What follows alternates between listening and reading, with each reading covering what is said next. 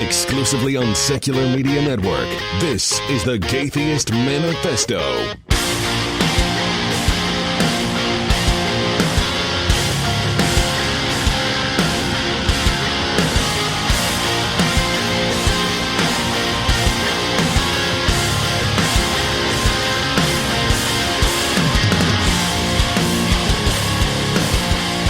Hello and welcome to the Gaytheist Manifesto, your source for news, commentary, discussion, and debate at the intersection of the atheist movement and the LGBT rights movement.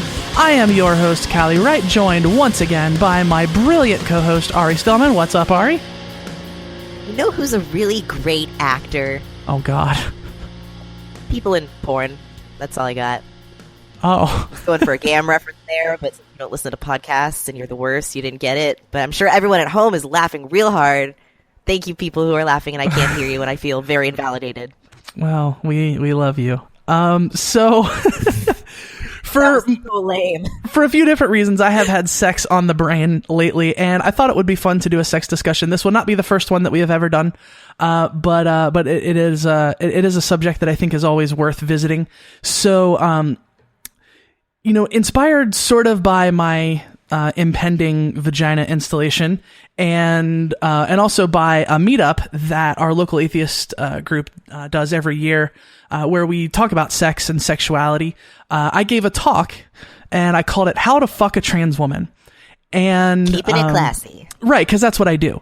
So, I'm actually, you know what? I'm not even going to relay the premise. I'm just going to play it. So here we go. So, as my slide would indicate, I am here tonight to tell you how to fuck a trans woman. It's kind of like being 12 years old and grabbing a hold of this weird thing that's attached to your crotch that you have some vague sense is just not supposed to be there. And on one level it feels really good, but on one level it's not quite right. And of course in the end, the feeling good part wins out. And then all of a sudden there's this weird muscle contraction and this weird stuff coming out of this weird thing. And it felt really good, but the whole thing just kind of felt off somehow. It's like discovering porn with your friends and realizing that you're the only one who's excited about the being fucked part as opposed to the doing the fucking part. It's like being excited about being in co-ed sex education classes. And while the boys are tee-heeing and laughing and red-faced and embarrassed, I'm taking the most beautiful and painful notes, respectively, about how my body is supposed to be versus how my body is. It's kind of like knowing beyond any shadow of a doubt that my body was arranged incorrectly. And it's like being equally sure that I can never tell a single person about the way I feel. Because I saw what happened when that boy in class said his favorite color was purple. And I know exactly what would happen to me if they knew about me. It's kind of like finally having your first girlfriend at 16 and being equal parts excited about sex and mortally terrified about sex. It's like sticking your penis inside of someone and knowing that it's not only not supposed to be inside of someone, that it's not even supposed to be attached to me. And it's like the shame of not being able to perform to expectations because of that. And it's like wondering if sex will ever feel as awesome to you as it seems to feel to your friends.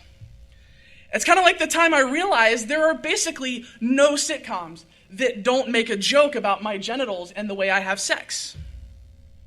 It's kind of like this time I was at a bar and I saw this really, really cute guy and I thought to myself, holy shit, he is gorgeous. And I walked through the introductions in my head, but instead of trying to formulate the perfect pickup line, I was wondering whether or not to lead off with the disclaimer about my genitals. The fact that I'm trans is so far from being the most important thing about me. I don't want to make my introductions and the entire interaction about that, but I also know how many trans women have entered this very situation and ended up dead in the streets that very night because some man's pride was wounded after he found out the person that he thought was so fucking hot just a minute ago had a penis. All too often it seems like the crime of possession of a penis carries a death sentence in situations like these. It's kind of like when you decide you want to put up an online dating profile and you have another decision to make. Do I leave out that I'm trans and wait to have that conversation with potentials only to endure all of the awful things that they say to you after they find out and being accused of trapping and tricking and leading someone on? Or do you add it into your profile in the first 2 sentences with 3 exclamation points around it and see the number of messages you get dwindle? Or better yet, to have your inbox suddenly full of people who look at you more as a fetish object than a human being? It's like the time I finally found someone who embraced who I was and treated me the way that I knew I should be treated. We got together not too long after I started hormones for the first time, and she helped me explore this new body. It's like freezing up with nervousness and embarrassment when she takes off your bra to realize that you've stuffed it full to hide how small your boobs actually are because they cause you so much dysphoria, and then relaxing when you finally figure out that she's after you more than she's after your body. It's like the realization that you are, in fact, now living in a new body. Like you're finally experiencing sex in a way that compares somehow to the way that so many of your friends experience it. It's like being penetrated and finally knowing that's how this shit is supposed to work. It's like feeling the ropes tighten around your skin and nearly passing out from the euphoria that accompanies these brand new feelings from your brand new body. It's like the time I scored a date with this really cute, super nerdy chick who listened to my podcast. She came over for dinner and a movie, and we clicked immediately. We turned on a movie, and we didn't watch it at all because we were too busy talking. And so we moved to my bedroom, turned on another movie, and it was only a few minutes before she looked up at me and smiled this sly little sarcastic smile and said, "We're not watching this one either, are we?" It's like feeling more comfortable with her than you've ever felt with anyone. And first, just because she's that kind of person, she makes me comfortable. I feel safe with her. But also important, she's trans too. She gets me. There's no questions about what's going on downstairs. There's no awkward conversation to be had about what's going on in your pants and then how they're going to react when they find out the truth. Holy shit, this is awesome. But it's also like getting into the heat of the moment and realizing that there's been no conversation about what boundaries exist, if any. And mentally, you kind of freeze up and you're like, God damn it, this conversation is supposed to have happened already. And I don't have any hang-ups about asking for consent or guidance or setting boundaries or asking if this thing feels good or if my hand could be in a better spot or if I could be kissing in a different place. All of this standard stuff, none of that's a problem.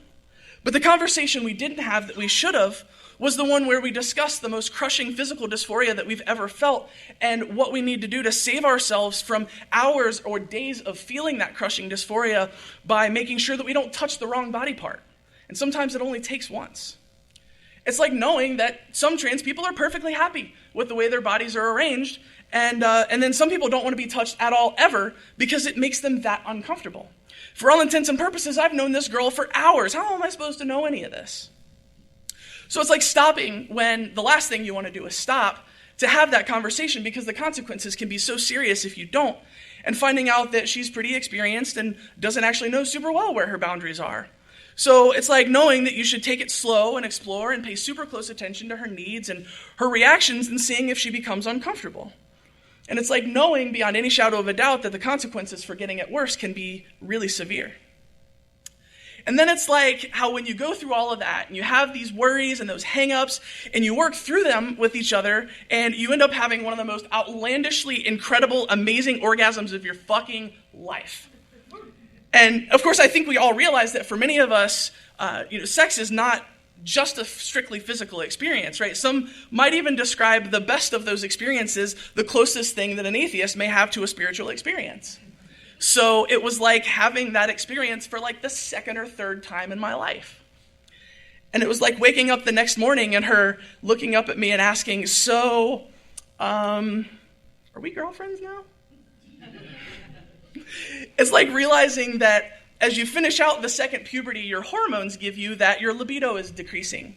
And realizing that you don't want sex as much as you used to. And you desperately, desperately miss wanting it. It's like an hour of sex that ends with one of us breaking down because we started to feel dysphoric about 45 minutes ago, but didn't say anything about it because the other one was having so much fun and we didn't want to ruin it. So we went along with it anyways, despite how much it hurt. It's like knowing that's a terrible, no good, shitty idea and doing it anyways because we want so badly for our partner to get something out of this because we know what a rare thing it is for us to be comfortable enough to do it. It's like knowing that in roughly 6 months' time, she and I are both getting our shiny new vaginas installed. And a few months later, when we've healed enough for it to be safe, that we're not going to leave the house or the bed, for that matter, for at least a week. So, my friends, specifically, how do you fuck a trans woman? It's fucking complicated. So that is my talk about sex at the Tri-State Freethinkers meeting. This would have been 2 weeks ago at this point. And that was actually Celeste's idea. I had like 10 minutes and I didn't know what I was going to say. And she was like, well, why don't you just do something that like is like super honest about what it's like to experience sex and sexuality as a trans woman. And of course, I think it's important to point out that not all trans women experience sex and sexuality the same way. Not all trans people experience sex and sexuality in the same way. Some of us are asexual, some of us are hypersexual, and lots of us are somewhere in between. So I thought it would be a cool idea to get a panel of folks together to talk about that subject. And I think, Ari, you may correct me on this, this may be the biggest panel we've had on the show. I believe that is correct. I mean, unless if you count me and Spooner, like if I talk, then Spooner's also talking. Yeah, but he doesn't count because he's a jerk. So let's just go down the list and introduce everyone. So we have Aubrey. Hey, Aubrey. Hi. And we have Julia. Hello. And we have Zinnia Jones. Hello. And Marissa McCool. Hello. So yeah, big panel. So one of the things that I am always interested in learning, and I'm sure there's a variety of experience here, but you know, in the culture that we live in, everything is so dominated by religion. And I feel like even a lot of people who have left religion behind, who consider themselves atheists, their points of view about certain things, sex and sexuality especially, is still influenced by religion. So I'm curious, has anyone on the panel, were you super religious before? And did that sort of color your journey into, you know, figuring out who you were and coming into your own with your sexuality? I guess I'll start. Not for me. Religion was never a very big part of my life, so it didn't influence it that much. But I would say both as a pretend male and a real female that people who have either been interested or have talked about it at least seem to still have that hang up. And even when they claim to be okay with trans people, the fact that they might find a trans person attractive can be a deal breaker. Yeah, that's something that I run into a lot because, you know, there are people who they'll say things like, you know, well, I'm not attracted to trans people. I would never date a trans person. And they bristle at the idea that might be a transphobic thing to say. Because of course, everyone has sexual preferences. There's nothing wrong with having sexual preferences. If you don't like penis, chances are you're not going to like penis, period. Or if you're not a fan of vagina, chances are you're not going to be a fan of vagina, no matter who it's attached to. But I think there's still that element of when you say trans person, people are assuming what that means. Does anybody else have experiences like that? And if we could, since it's a big panel, if you want to just sort of identify yourself, just say your name before you talk, just so we know who's talking. Hi, Xenia.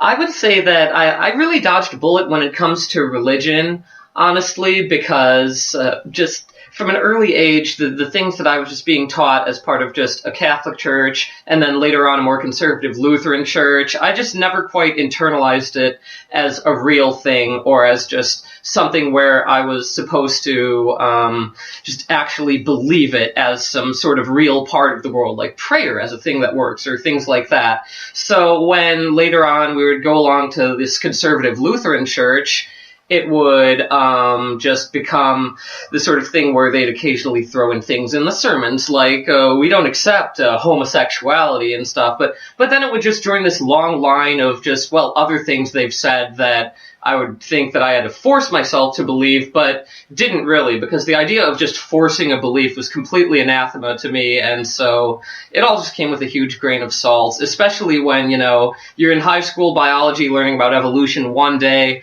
and then the next day you're in a catechism class where they're teaching you about how fossils are hoaxes, sent by God or Satan or something. It's absolutely preposterous.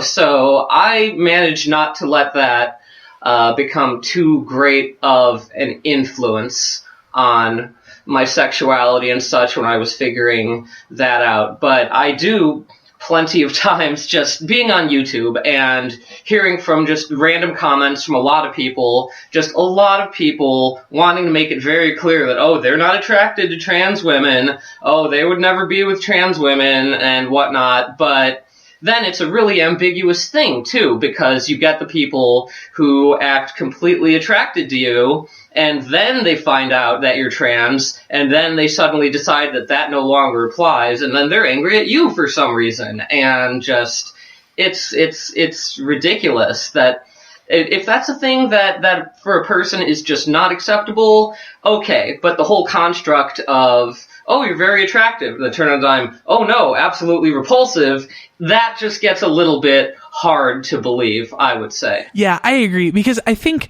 it would be a reasonable conversation to have if someone was like, hey, I find you really attractive, I'm sexually attracted to you, so on and so forth.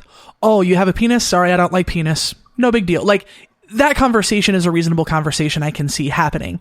But when it turns into all of a sudden you're gross and you're disgusting, I mean, that's just fragile heterosexuality, because what they're really saying is that, well, no, sorry, I'm not gay or anything, So. Yeah, it's usually something like that. And just conversely, it tends to be used to just promote this image of trans women as just these relentless beasts who are just desperate to screw absolutely anyone. Just absolutely anyone. Like we're just all after their cis ass, and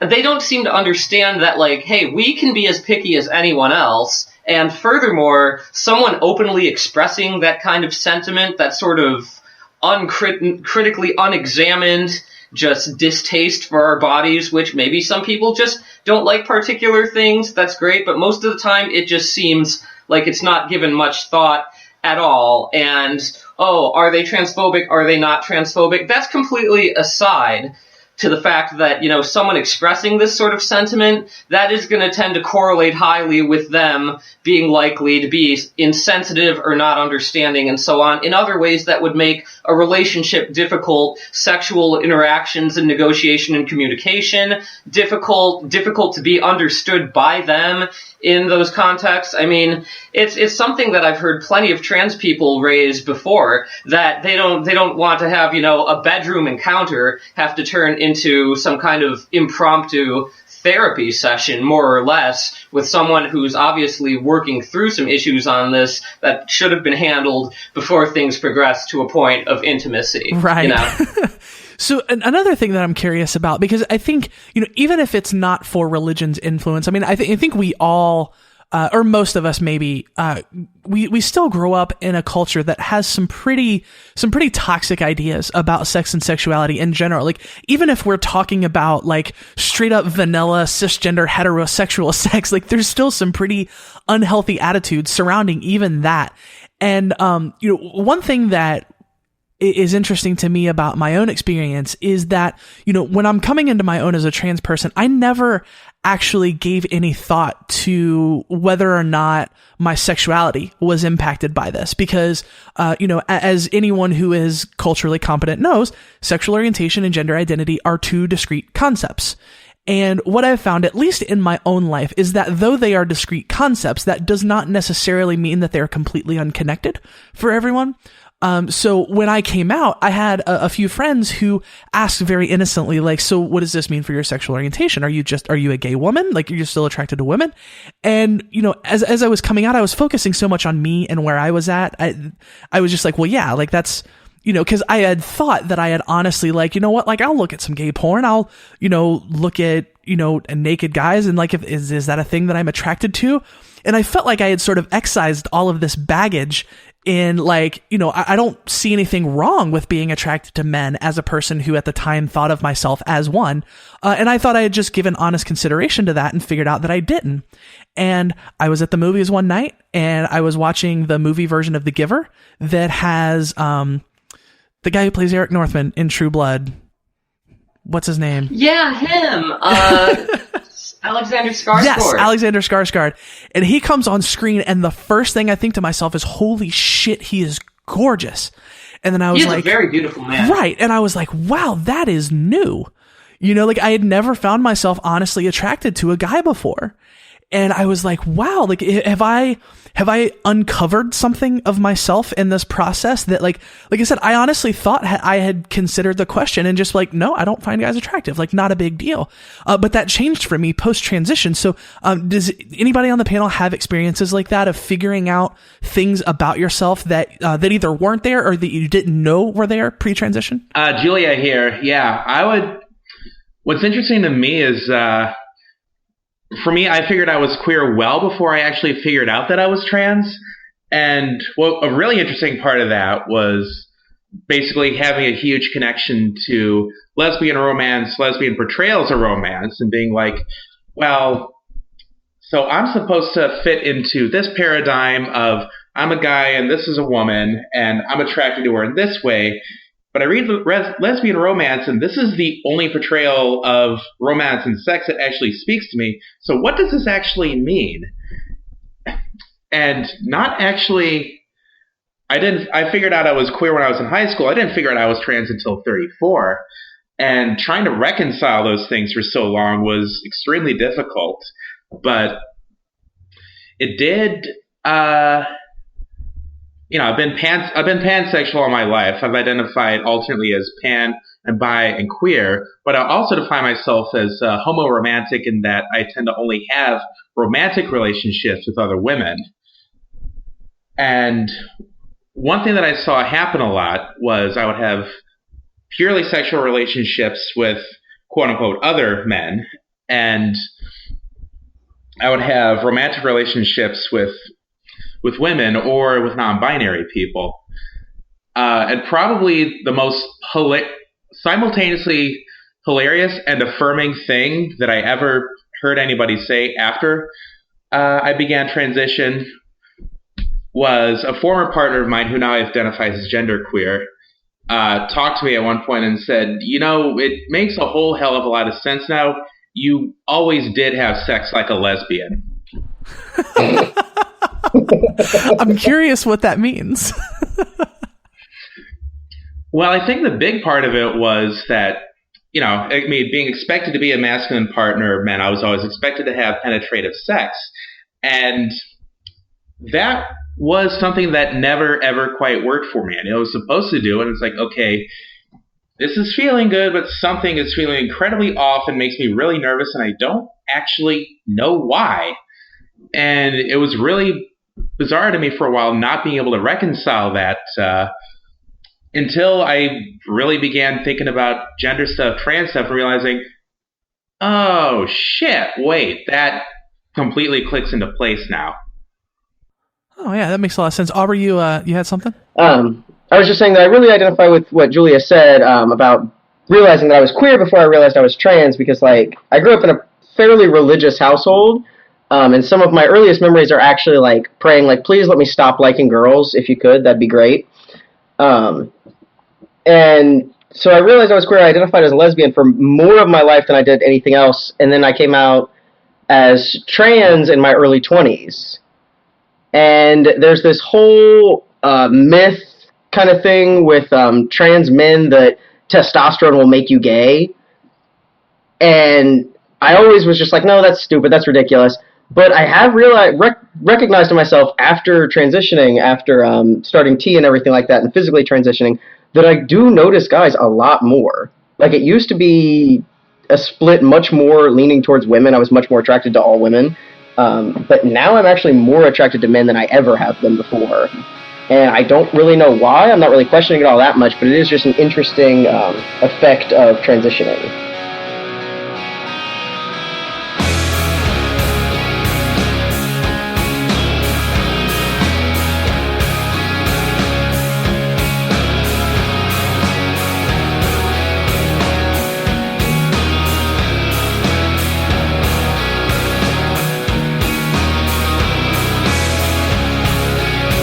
It's that time once again where we interrupt your regularly scheduled destruction of the moral fabric of the country and ask for your money. As I'm sure you well know, upsetting the long-standing moral integrity of the greatest country God ever gave to planet Earth is tough. It takes a lot of time, effort, and of course, money. This is something John, Lizzie, Dan, Rebecca, Lisa, and Robert know all too well.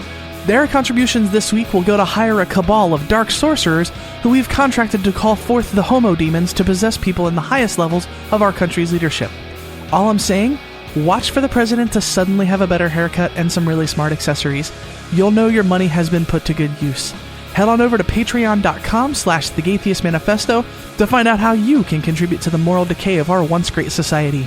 A few more announcements, some upcoming events that Ari and I will be attending. March 18th is the Nashville Nuns Convention. I'll be giving a talk there called Why Atheists Should Be the Best Allies. Other speakers include JT Eberhard, Mandisa Thomas, and Matt Dillahunty. For more info, check out NashvilleNuns.com. On April 21st and 22nd is ReasonCon in Hickory, North Carolina. This is going to be awesome. I'm going to be giving a talk there about the science behind queerness and transness and how we can apply that to our fight for equality. Guests there include the always amazing Shelley Siegel, Jim Craig, Matt Dillahunty, Aaron Ra, and Lawrence Krauss. To find out more, head to reasonnc.com. Now back to the Gaytheist Manifesto.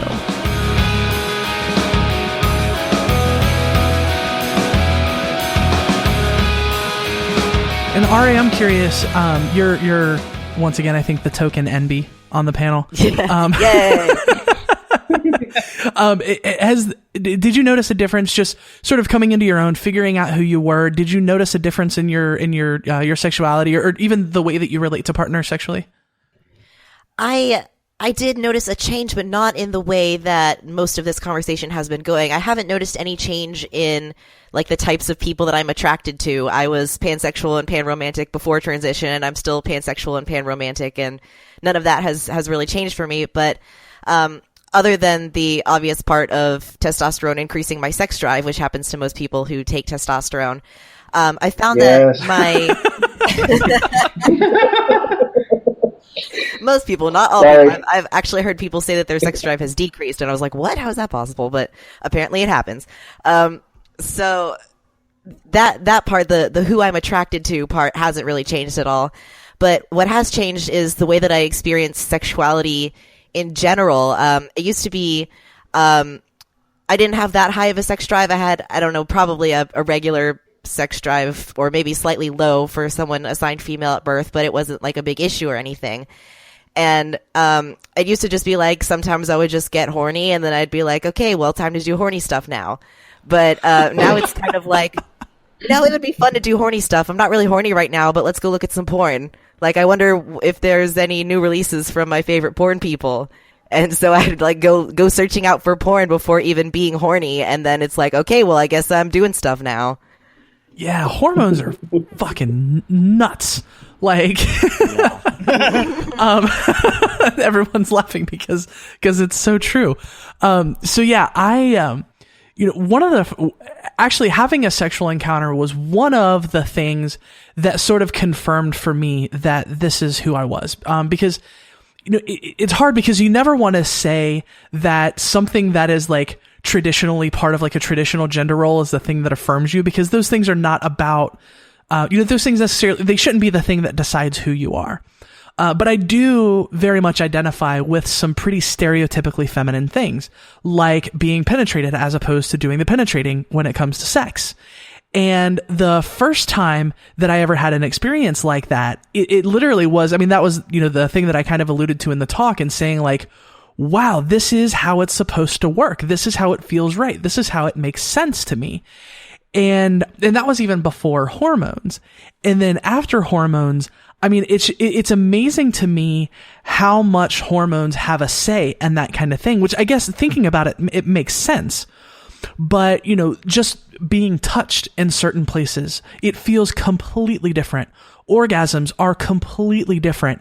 And for me, it became far more of like a full on sort of mind body experience. And I know that's, I mean, there's a wide variety of experiences. For some people, sex is purely physical. For some it's mostly emotional and psychological. And there's a sort of a broad spectrum there. Zinnia, I know this is kind of your wheelhouse. I know you do a lot of talking about the science of that kind of stuff. So can you kind of speak to that? Oh gosh, scientifically, I'm still not entirely sure what exactly causes those changes, but personally, I am sure that they are very real, because I definitely relate to that. I mean, there was a lot of time just before I transitioned where I was my relationship to sex and sexual experience and interpersonal intimacy was completely messed up. Like, I'm not confused or anything as a trans person. I was confused as a cis person, okay? Because there was just yes, my experience of dysphoria and just these cultural scripts and stuff were just so much occluding being in touch with my own body. Like, I was not comfortable even being naked around anyone, being touched by anyone. I didn't know how to interpret even who I was. I mean, sexually speaking, like, honestly, I was enjoying being penetrated like years before I figured out, like, oh, you can use your parts up front to those do things, you know? So just weird little stuff like that along the way, and just not ever being quite comfortable and thinking that, oh, because you're amab, oh, because you lean towards a feminine sort of expression, oh, because you like certain things sexually, oh, maybe you're a gay man, right? Because everyone talks about, oh, gay stereotypes and all that. It's easy to just try and slot yourself into that, inappropriate as it may be, because cultural concepts of, hey, maybe you're just a trans woman, were not really as prominent back then as a tool to help me understand myself. Now, first, when I had sex for the first time, it was as a woman with a woman, because at no point before that could I have even done that, and I wouldn't have been fine with anything else. And that did help me gather information and help inform me that, yes, this is what works. Being a woman with women, this works. This is right. And in fact, it was that time that I was told, and I quote, "You fuck like a lesbian," and I just realizing that I felt that was just the best compliment. I just was like, yes, this is it. And now another thing that I didn't know was how much estrogen would do for me in terms of sex. Now, I know others have talked about how testosterone like increases your sex drive, and, you know, being on estrogen can reduce it. To an extent, yeah, but it's also, there's some complexities there, because before estrogen, the whole thing was just like, it was an annoying urge. I didn't consider it a part of me. It was like a thing that just needed to be taken care of so that my brain wouldn't go wild if I didn't take care of it for too long. And it was a very physically isolated thing, like you said. It was just like that part of my body just limited to that. It just works kind of independently of any emotions. It does its thing. It's done. That's it, you know, and I kind of just wanted it to go away. You know, I wanted it to be like a thing under my control, a thing that's optional. And estrogen has given me that, but also I just months after taking estrogen, just weeks really, I realized how much more comfortable I was with my body, being touched, being able to be enthusiastic about sex with people, just being open to it, just enjoying it, getting out of my own head for the first time. Like, there's not that dysphoric sort of skin between me and reality anymore. And that sort of thing is the sort of thing that really gets in the way when you're trying to be intimate with a person. And so just that has made it so much better, and physically it's, again, those full body sensations like you mentioned. And since then, I've just been more free to pursue just more things in terms of sexual interests just more freely, because I can realize this feels good. My body feels good. My body looks good. I can be confident with my body during sex. So it's just turned into so much more. Like, I am so much more involved with my sexuality than I ever was before, and it has just been absolutely awesome for my development. Yeah, so it's super freeing, because I know before I started estrogen, I had an incredibly high sex drive, and I didn't necessarily think of that as a bad thing, but I mean, it was to the point where it felt like it was actually something that was like literally taking up time. Like I would take time to masturbate and that kind of stuff, like because my sex drive was that high, and estrogen blunted that a lot, and it allowed me to take more control of my sexuality and say, like, you know, I may not wake up feeling aroused, but if it's a thing I feel like doing, I can arouse myself and get myself there. So it was something that I was a lot more in control of. And then, and for a while, actually, my sex drive went almost completely away, which was something that's like, it's like if you don't want it, it's hard to miss it, but I missed wanting it, if that makes sense. And I think that actually had something to do with my weight, because as I'm losing weight post weight loss surgery, it's come back with a vengeance, which I'm very, very happy about. But it's still in a very manageable place where it's something like, if I want to engage, I can engage, and it's a lot of fun. And you know, as long as I'm not having a bad day with dysphoria, which I mean, those still happen. But if it's something that I want to do, I can go ahead and do it, and I don't have any problems. And Riss, we haven't heard from you in a minute. Do you have something to contribute? Yeah, I've been trying to get in there, but you know, I understand there's a huge panel here. I will try to keep this as brief as possible. Oh, you're fine. Just simply because it's a bit complicated. So, just for context, I am married to a trans man. I am in a poly marriage. We both date outside the marriage. I'm pansexual, and like I said, I'm a trans woman. So before I started even remotely thinking that I was on the gender spectrum differently, I just thought of myself as a drag queen, because that was literally the only term we knew growing up for what we thought that was. So it wasn't until I was about 27 that I tried to come out as a crossdresser or a drag queen, and a couple of friends of mine said, that doesn't sound like you. You know, they're kind of performers, but they still identify as male, but you're not a performer so much as that is you're showing who you are. So you might want to look into this. And as I did, I realized over the years, not only had I been repressed from expressing who I really was, but I was shamed for it. I am extremely submissive sexually. I just can't, I don't take initiative. I can't really get aggressive except on like the once every 3 years the mood strikes. But being 6'3" and 230 pounds, and someone who thought at a time he was, you know, they were a straight man who dated women, that was something I was shamed for, put down for, made to feel bad about, made to feel guilty about, because it would be things like, well, you can't be the little spoon. You're so much bigger. I'm not going to cuddle you. You have to cuddle me. I'm not going to take control. You have to take control. But when I met Aiden and he started coming out, you know, previously I had questioned my sexuality but not really explored it. But when he came out and told me he was a man, he already knew I was a woman at this point.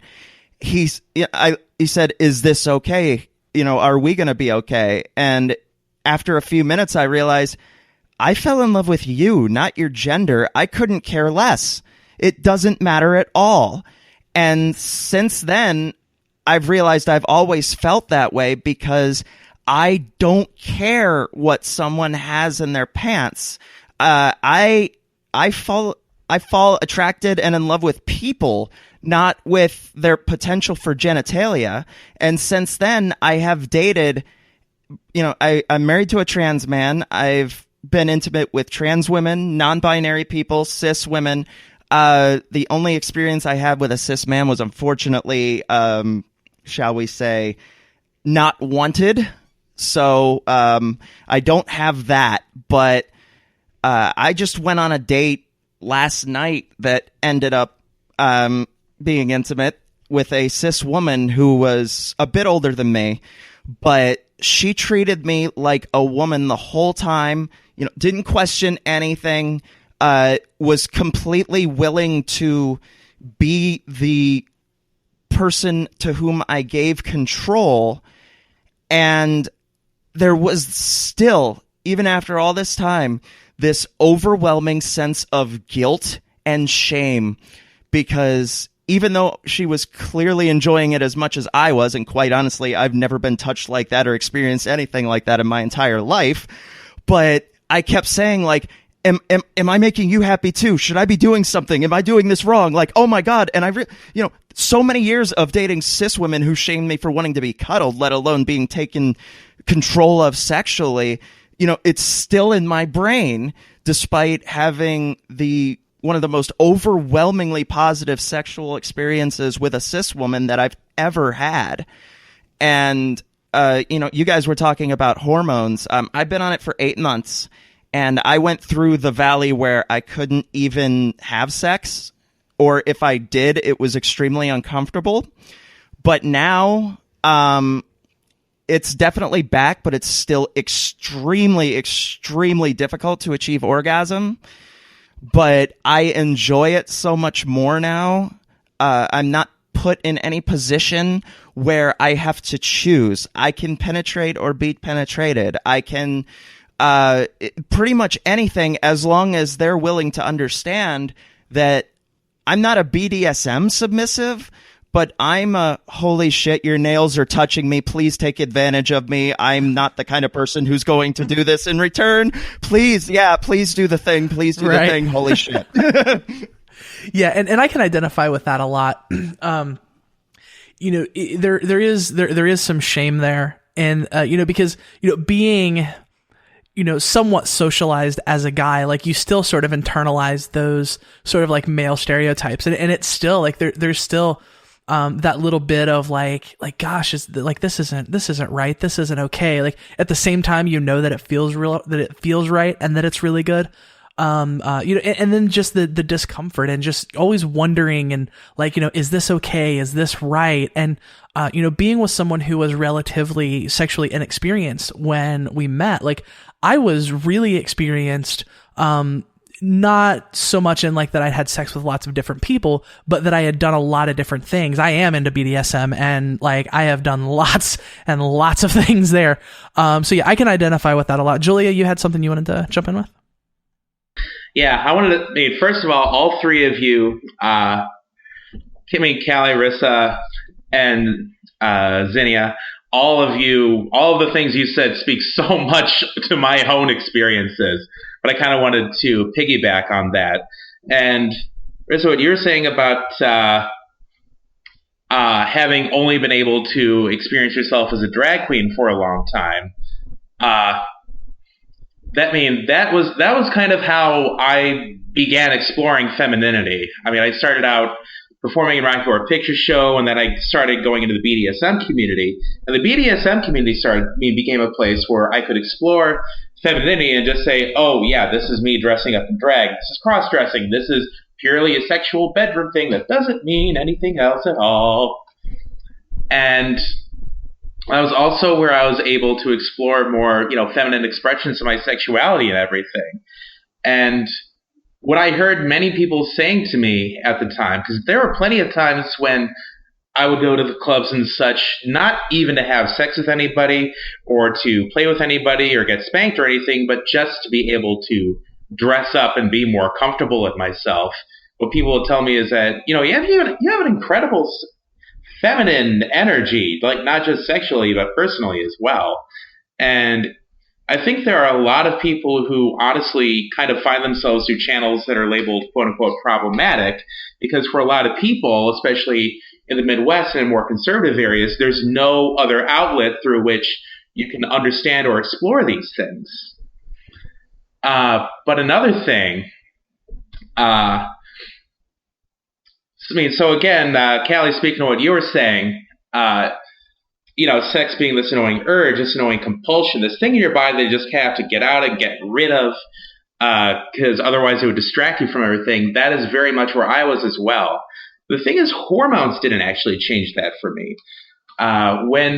When I began coming out as trans, I at first started thinking of myself just as genderqueer, but even just the thought changing how I thought of myself, thinking of myself as genderqueer, reduced that compulsion so much. It really just kind of took sexuality more like, okay, this isn't an urge that has to be satisfied all the time now. This is something you can put aside when you need to. So you think it was a bit of cultural programming, like it was like that because you had internalized the idea that it was supposed to be like that, and then you were able to let that go, and that was sort of relief?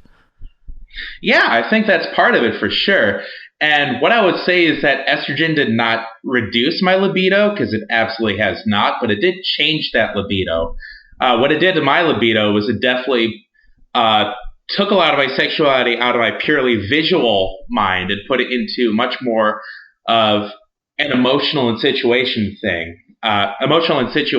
thing, where it's like, this is how I deal with this particular individual. This is the scenario I'm in with this individual, and it's not just pure visual programming. There's so much more about it that I absolutely adore about sex now, that I had always adored before, but now is even more hugely important just to how my sex drive works biologically.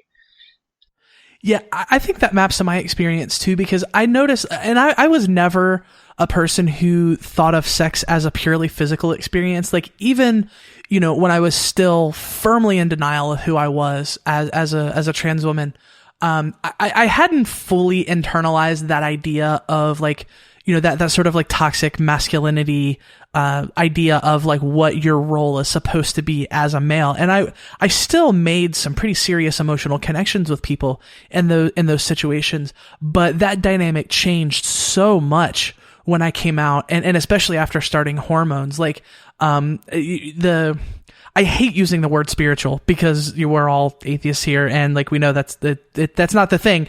But it's the way that people describe spiritual experiences is kind of the way it feels for me now.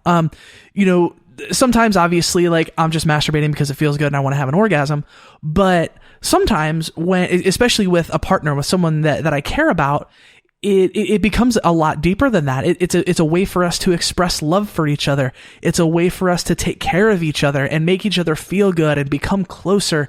And I never quite thought of it on that level before. And I don't know if that is, hormones, or if it's, letting go of cultural programming, if it's having healthier notions about sex. And it's probably a combination of all of those. Yeah, go ahead. I actually have something to add to that, if it's okay. Yeah, please do. I'm very tactile. Just nails on my skin is one of my favorite things in the world. Like, I even have a running joke on Facebook where I hold up a sign that says, "We'll work for Snuggles." So I'm like super cuddly, and just nails on my skin is my kryptonite. But the biggest thing for me is it wasn't just the hormones. It was the fact that I'm also on anxiety meds. And I was always very sensitive to senses, bright lights, loud noises, and being touched. But now that I've added in all of those things, I am like a kitten. I respond to literally every sense. Just a nail being grazed across my arm makes me convulse. And the sensitivity is both good and bad, because I got unfortunately pulled over by a cop for speeding the other night, and the flashing light in the darkness was so overwhelming that I had to cover my eyes for 10 minutes. But like I said, the experience last night, just having someone running nails up and down my back, what was, like you were saying, the most sensual, spiritual thing I've ever felt. And the whole experience was, I don't want to say out of body, but maybe transcending, just because it's like, wow, this is what it was supposed to feel like, and I'm allowed to like this. I would say that I share a lot of this, and there are just very particular changes that I've had in my development since transitioning. It's like you mentioned, it's excuse me, it's not just a purely visual thing anymore of just oh, looking at something happening, it's stimulating, that's it. That is such a simple thing compared to just the variety of what I've got now. Like, even outside of an actual sexual context, just in terms of feeling and imagination, like, just being close with someone and sharing things. And there are times when, like, just imagining something happening feels like almost 25-50% as intense as that thing actually happening. And that's a thing that I had never been able to experience before, in terms of just being able to not like visualize it as a visual thing exactly, but think of it almost as an emotional visualization, I suppose you could say, just of feelings, of things like that. And just, it's not like being trapped in the wrong body. It's not like being trapped in anything. It's like I'm not trapped in anything. It's like I'm not trapped in my mind, you know? And when we do get down to it, it becomes something so much more intense, just emotionally, with the closeness of the relationship between me and another person. Like, it might be a BDSM thing with, like, riding crops, just the act of submitting to someone and just letting them just do that, and being that for them and being that close to them can be just so warm and loving and affirming. Or physically, now, just the things that my body is actually capable of on the right hormones, now that I'm just, like, working differently and comfortable enough to explore things so much, to figure things out. If it's something like just getting fucked into just a nonstop 15-minute screaming orgasm, you know, just things like that. And that is just, it is so far beyond absolutely anything else I believe I ever could have experienced without transitioning, without being a woman. Yeah. I have one small anecdote, just for the people who have seen me in person, or at least seen pictures of me with my husband, who is a foot shorter than me. You guys have seen our size disparity, right? I have, yeah. Yeah. Yeah. Okay. So, you know, he's 5'3", maybe 110 pounds. I'm 6'3", a former pro wrestler. I'm a big girl. And ever since he has been on T, all he has to do is run his nails on my neck and growl, and that little boy has this big girl going, I'll do anything you say. Yeah, I mean, it's the same thing for me, honestly. Like, I have, sex becomes pretty uninteresting to me without some sort of power dynamic. For me, I have a lot of fun being dominant, but where I really come into my own sexually is being submissive. So there's kind of a duality there, but like, and I tend to just respond to what the other person is doing. So like, if the other person is acting very submissive, then I just immediately, I take control and I'm on top of things. But the minute they assert themselves and like tell me to do something, I'm just like, okay. And then I'm just done. like I might as well have been like put on tranquilizers or something. It's yeah, it's interesting. So one thing that I'm curious about, I think I know the answer to this, but I think just asking the question will start a fun discussion. So I know very, very few trans people who consider themselves vanilla when it comes to sex. I think almost every trans person I know has a kink of some kind. And I've done a lot of thinking about why this might be. And the first and most obvious is that most people are kinky and you just don't know it. So most trans people are going to be kinky, even though you may not know it as well. I think there's sort of that idea that, you know, that's a thing that shouldn't be talked about or expressed, that I found that out about a lot of my friends. You know, as I became more comfortable discussing my own sexuality, I would find out that these people I thought were 100% vanilla were actually like, oh yeah, I had my girlfriend hanging by her wrist from the basement ceiling last night, you know, like that kind of stuff. And I'm like, whoa, I had no idea. Except for the one sour puss that's like, I just like getting blowjobs. I don't know what the fuck's wrong with you. But, but so I stop quoting me from high school. Right. So what I wonder is, you know, I would hesitate to say that it might be a thing that's more inherent to being trans or anything like that. But is it maybe because we've been forced to consider those things more deeply than other people might? I'm just curious what sorts of things that brings up in other people's minds. I have sort of a pet theory about about all of this. I mean, just in terms of personal experience, for me, going through puberty, the wrong puberty, just having this testosterone-fueled sex drive in completely the wrong place and not knowing what to do with it. It was like just having an engine going at full speed and just wanting to go somewhere, and just to sort of satiate this and sort of keep it in check, there ended up being that sort of, it's like the sort of escalator of pursuits of the most interesting or different or new and whatnot things that you can find, and combined with a sort of dysphoria just about things that involve, say, some kind of bodily transformation, or things that are more abstracted from bodies, or just straight up things that are more or less really weird, you can say, that can be done to bodies and things like that. So there are a couple, at least for me, sort of twin forces that ended up sort of pushing me towards those things early in my development before I had transitioned. And once I had transitioned, I guess, they sort of were just there. And, I mean, I was more comfortable just with how I viewed myself as a sexual person, and just having a clearer, not so blurry understanding of what did it for me, of what I was interested, and things like that. But I would say I definitely had a lot of opportunity early on to acquire various weird interests and awesome stuff like that. And now it's more like I'm just finally in a place where I'm sexually, personally comfortable enough to act on them to an absolutely ridiculous degree, and I'm just enjoying every minute of it. And Aubrey, you had something you wanted to add? Yeah, basically I just wanted to agree very, very much with that. And also it's a lot of just like, this isn't working. Why is this, sex not working right for me? Something feels wrong. Let me try this kink. No, that's not right either. Let me try this next kink. And you're trying to figure out what it is that's wrong and missing from your sex life. And when you don't know, when you're not out to even yourself, and you don't know that it's the dysphoria, then you're just trying anything you can. And like, I remember the first time I got a strap on, I tried it on for the first time, and I'm like, oh my God, this is amazing. And my girlfriend at the time was like, why do you like that so much? I'm like, I don't know. I just really do. Yeah, I had a really funny realization the other day, because my girlfriend and I are having SRS basically together. We're having it 2 days apart. We're taking a trip to San Francisco to have it together, and I just thought, that's so sweet. Oh, I'm so excited.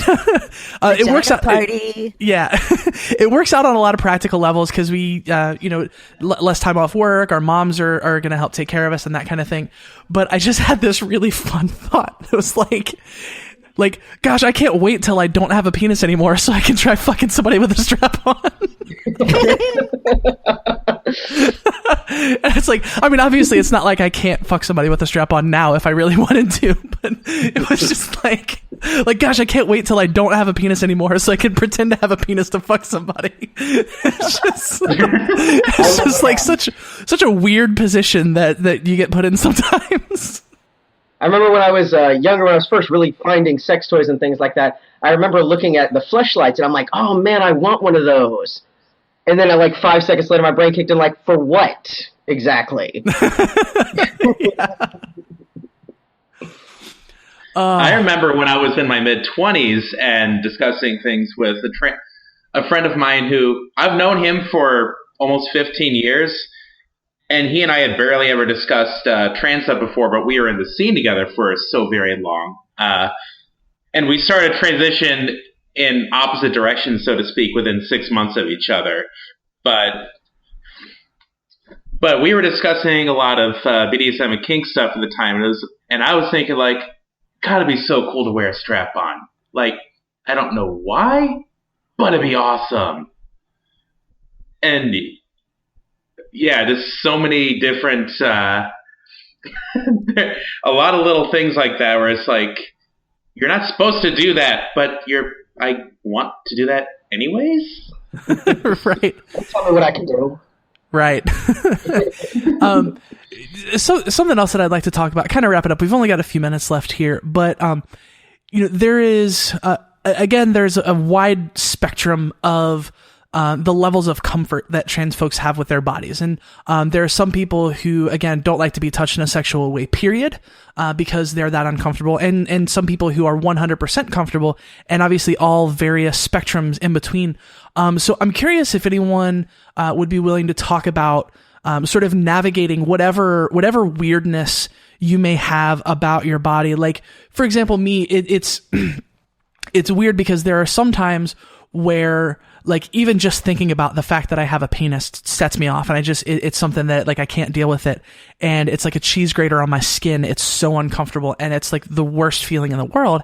And then there are some times where I'm like, you know, like I want to touch it because it feels good, and this is like my way to an orgasm, and I am like sort of reluctantly like, well, this is what I have for the moment, so I'm going to go ahead and use it when it feels good. And you know, Celeste and I end up in these things where, you know, it's up until recently, it's been kind of rare for us to be in the mood because of dysphoria and because, you know, our sex drives just, you know, haven't quite been there. But, you know, we would end up in these situations where we were both kind of in the mood, and we would start doing things, and one of us would start to feel really uncomfortable and really dysphoric, but we wouldn't tell the other one because we didn't want to ruin the experience. And that's a really, really bad idea, because it ends up being really hurtful toward the end. But, you know, we wanted to give that to the other person because each of us have been on each side of that equation. And so, like, we've had to have some really, really serious and deep conversations about sort of, you know, don't feel afraid to advocate for yourself. If this is becoming uncomfortable, please speak up, please say something. And in sort of figuring out ways that maybe we can still engage in sex and sexuality without triggering that kind of dysphoria. So I'm curious if anyone has any anecdotes, thoughts, any stories surrounding that. I do, a little bit. Like I mentioned earlier, I'm a survivor, and I was unfortunately assaulted twice within a week when I first started trying to come out as trans. So that changed my entire kink and my entire dynamic. I used to be a lot kinkier than I am, but after those experiences, I kind of had huge reservations about it for obvious reasons. So it was almost like learning how to do everything over again and becoming much more sensual and emotional as opposed to physical and external, I guess would be a good way to put it, because I don't like foreign objects to tie me down or do anything anymore. But, you know, Aiden has talked me through it and been very patient with me, and I think that's because he didn't have nearly as much experience as I did when we got together. I'm 7 years older than him, and I was sexually active at 11 years old, so I had a lot of experience. And pretty much for me, when I'm with Aiden, we just both pretend that we have the opposite. And of course that it's temporary, and we both know that. I'm trying to get GRS, but everywhere in Philadelphia had a 3 to 5 year wait period despite me having hormones and both doctor recommendations. So we're kind of just stuck with it right now until something changes. So it doesn't bother me as much as it's described, as much as you've described it, Cal, but I would say it bothers me because I don't feel like I'm living up to what I should be as a girl. So even when they don't mind, or even when it's not an issue whatsoever with either my husband or one of my partners, I still have an internally difficult time because I feel like I'm not 100% correct. Does that make sense? Yeah, I hear that. Zinnia, you had something? Yeah, I would say for me personally, in terms of dysphoria, I'm not really averse to my parts and everything like that. Like it's not really something that causes problems for me. If I could, I would have preferred to be born with a vagina, because that would just be nicer.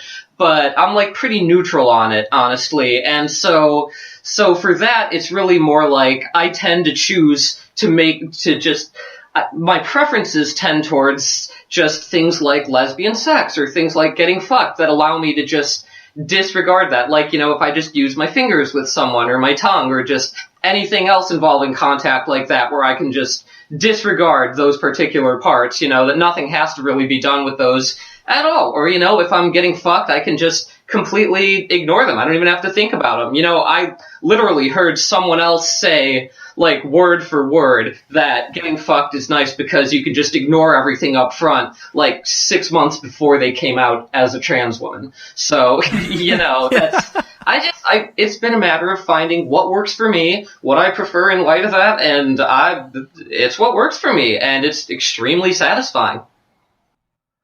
Very cool. Very cool. Well, we are out of time. This has been one of the best discussions we have had on the show in a very, very long time. It's been a lot of fun.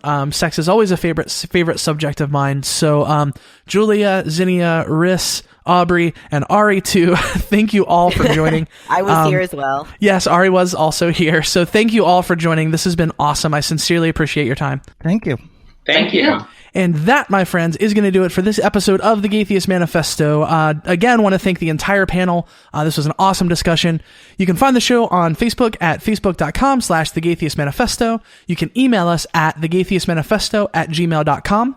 I'm on Twitter at Gaytheist Callie, and you can find the show on Twitter at The Gaytheists. And Ari is going to do a thing. Oh, you guys remember that show, Yo Mama on MTV? Did anyone else watch that show? Yes, yeah, I did. They're actually bringing that show back, and I was thinking of auditioning for it. So I was hoping that I could run a few jokes by you and the audience and see if they go over well. Because it's been a long time since that show has been on, and the culture has changed a lot, and a lot of jokes that were okay back then are not okay now. So I thought maybe I would take like a more social justice, like PC kind of approach to it, and maybe that might work. Okay, so here's my first one.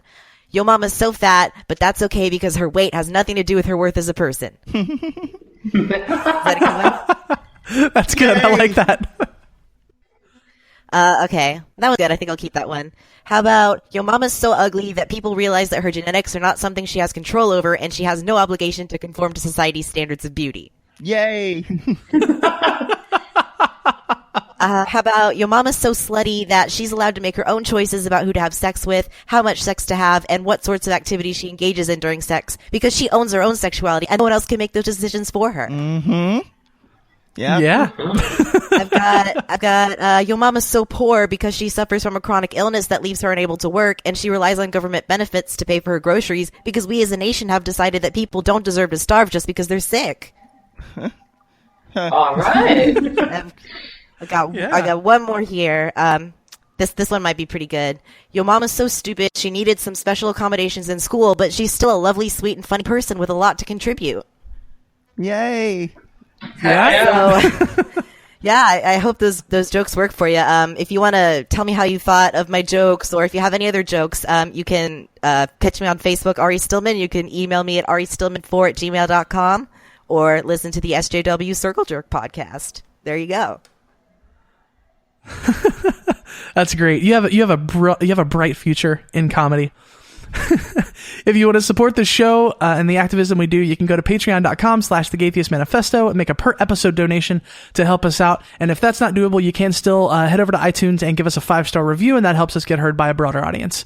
Before we go, I want you to know that if you're lost, you're hurting, you're scared, if you feel like no one cares and no one understands, you need to know there's a community out here that loves you, cares for you, knows that you're capable of amazing things, and that you are worthy of love. If you're struggling, please don't be afraid to reach out. Until next time, friends, this is the Gaytheist Manifesto.